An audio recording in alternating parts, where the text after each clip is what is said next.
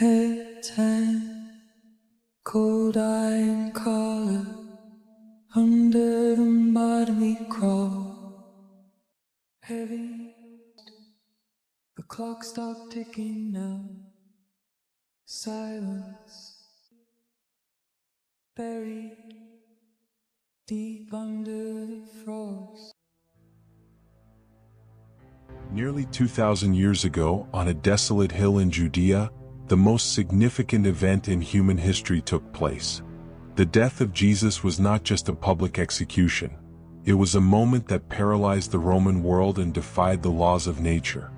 While traditional records describe a brutal crucifixion, modern science and ancient witnesses reveal a far more disturbing reality. Beyond the iron nails and the jagged thorns, something occurred that day that literally turned the midday sun into total darkness. Why did the earth itself tremble at the moment of his final breath? What was the true hidden cause of a death that left even seasoned Roman executioners in a state of absolute terror? To truly understand how Jesus died, we must look past the physical agony. We must uncover the chilling, supernatural details that have been whispered for centuries, and are only now being fully understood. The systematic destruction of his body began long before the first iron nail was ever driven. The Roman flagrum was not a mere whip, but a precision instrument designed for anatomical devastation. Each strike featured lead spheres and sharpened bone fragments intended to latch onto deep muscle tissue. This was not just about punishment, it was about stripping away layers of skin in a calculated, bloody sequence. Modern trauma specialists indicate that this initial ordeal triggered a state of profound hypovolemic shock. With the heart racing to compensate for massive fluid loss, the body began a critical biological failure. Every step through the narrow, dusty streets of Jerusalem was a miracle sustained by pure adrenaline. The wooden crossbeam, weighing nearly 90 pounds, pressed directly against the newly exposed nerves of his back. This created a friction so intense that it pushed the nervous system toward a total shutdown. What historians describe as a man stumbling under a burden, medicine recognizes as the final stage of thermal collapse. Internal systems were already struggling to maintain a metabolic balance that was being violently torn apart. Upon reaching the execution site, the mechanics of death shifted from external trauma to a calculated internal catastrophe. By stretching the limbs at a specific angle, the Roman system transformed the very act of breathing into an impossible labor. The chest was forced into a state of permanent expansion, making it physically unfeasible to exhale air. To expel carbon dioxide and avoid immediate poisoning, the victim was forced to push his entire weight upward. This meant grinding shattered bones and raw nerves against large iron spikes. This rhythmic struggle for oxygen created a rising chemical imbalance in the bloodstream known as respiratory acidosis. As oxygen levels plummeted, muscles began to lock in violent and uncontrollable spasms. Within the chest cavity, a silent and invisible killer began to emerge in those final hours. Extreme physical stress caused a heavy, clear fluid to accumulate around the heart.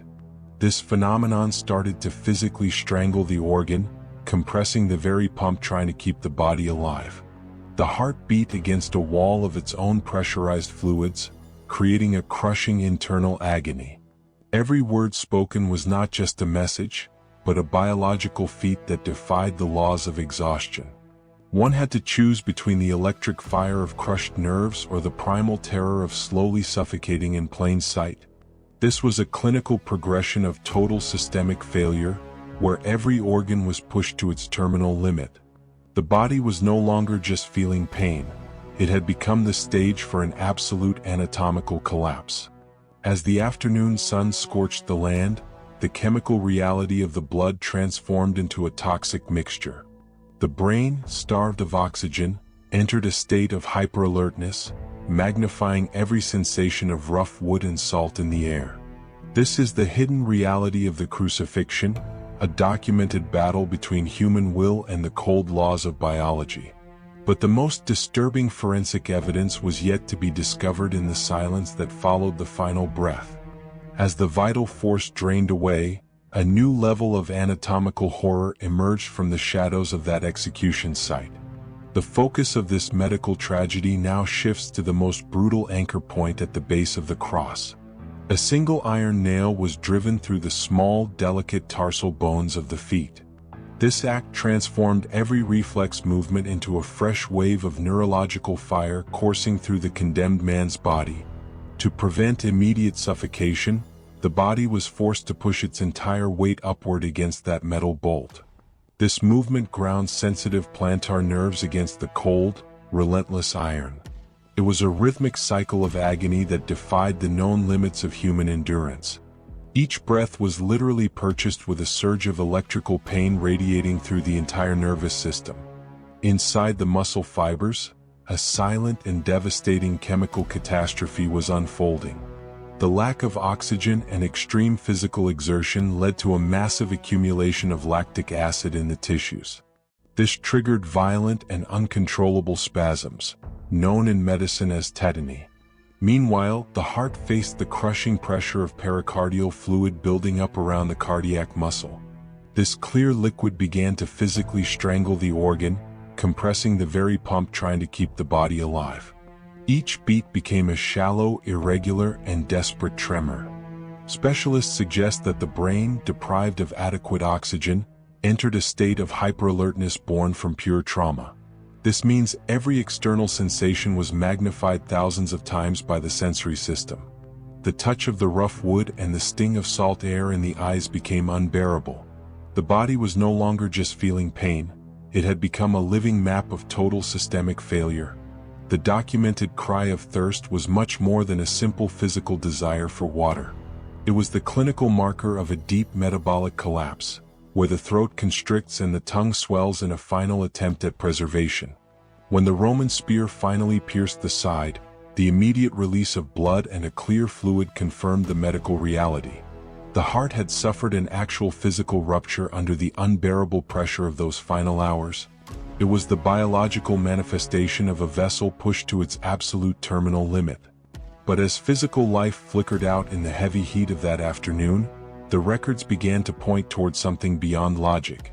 The cooling of the body was only the beginning of an enigma that would intrigue researchers and scientists for millennia. The silence that followed the last breath was charged with an anomaly that defies physics. We are no longer looking at just a victim of ancient justice, but at an event that seems to echo through the fabric of time. The forensic trail did not end with the sudden cessation of the heartbeat. It leads us now toward a cold and silent stone chamber, a place where the laws of biology and decay were about to be rewritten forever. Since its discovery centuries ago, the Shroud of Turin remains the most analyzed object by forensic experts worldwide. It presents an anatomical map of the death of Jesus that aligns with frightening precision to the physical trauma recorded by history. Analysis of the bloodstains reveals flow patterns that strictly respect the laws of gravity for a suspended body.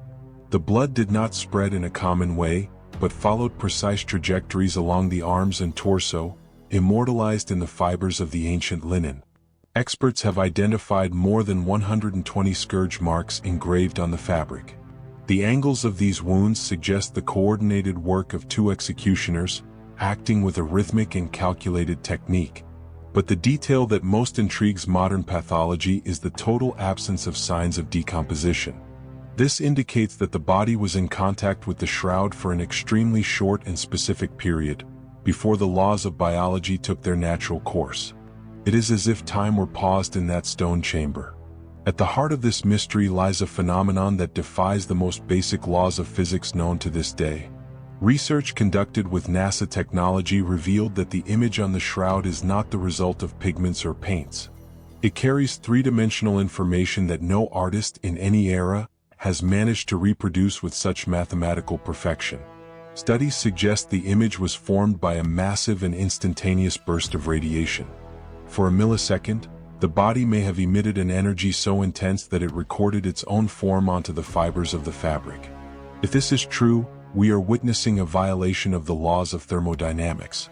In that sepulchral silence, entropy, the force that leads everything to decay, seems to have been suspended for a unique moment in history. The The Roman centurion guarding the site described an atmosphere that escaped human logic. Even though he was accustomed to routine death, he witnessed something that shook his convictions about physical reality. Science can explain the collapse of the lungs and the rupture of the heart, but it falls silent before the funeral cloth. We are looking at an event that surpasses the limits of anatomy and enters the territory of the inexplicable. Today, highly complex examinations suggest that the body may have passed through the fabric without breaking its fibers. The mark left behind is not from physical contact, but from a transition to a state of matter still unknown to our science. The iron nails and raw would have already turned to dust in the Judean desert. But the forensic trail of that event remains as the greatest enigma ever recorded. This union between Roman brutality and an unknown energy creates a void that human reason still tries to fill. The record shows a man who was biologically destroyed, but whose final mark defies the very notion of an end. The silence that dominated Calvary 2,000 years ago was not just the closing of a life. It was the beginning of a frequency that still resonates in the foundations of our understanding of the universe and eternity. Under the sterile lights of modern laboratories, high-resolution textile analysis still collides with the impossible image left behind. What remains today is the forensic record of a body that seems to have vanished through the very fibers of its own burial cloth. If recent research into vacuum ultraviolet radiation is correct, that stone tomb functioned as a biological particle accelerator for a fraction of a second. In that single moment, the laws of thermodynamics were briefly suspended, leaving a mark that defies both natural decay and human logic. We see the image of a man systematically dismantled by Roman military engineering, yet confronted by an energetic trail that modern physics cannot replicate. Science maps the collapse of the lungs with precision, but falls silent before the void of that final Saturday. The brutality of the iron spikes should have been the end of a common biography, but here it served as the trigger for something far more complex. How can the absolute peak of anatomical destruction become the ground zero for a phenomenon that light and time cannot explain? Was this a mere biological termination, or did the physical agony of the cross unlock a frequency of existence we are only beginning to perceive? Your interpretation of this clash between forensic medicine and the inexplicable is what keeps this search alive through the centuries. If you seek to uncover the hidden layers of history that the world often ignores, join us as we continue to decode the mysteries that shaped our reality. The journey into the unknown is far from over. The iron and the raw would turn to dust in the Judean desert thousands of years ago. Yet, the silence that dominated that horizon remains the loudest and most disturbing event ever recorded in human history.